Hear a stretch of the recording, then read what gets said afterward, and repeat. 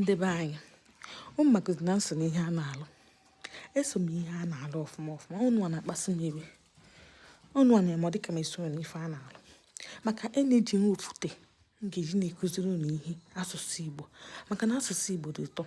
Na-eji nwofute ọ na-adị ekwe ka anyị uzu na-eji ahụ ọfụma. Na-eji a na-apụtakwa ọfụma na-eme vidio unu a na-ekiri unu a na-akọmentị unu a na-eshia ọkwa ebe nka na-eji ahụ si apụta. Mana ọ bụ na na-eji ahụ esiri otu ahụ pụta ka ihe mere respect ka mme ọ na-agwụ ike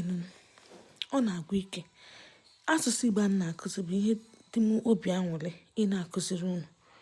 ịghọtago ka unu wee mụta ara asụ maka asụsụ Igbo maka ndị dị interested ịmụta ịghọtago ụmụ ihe ndị a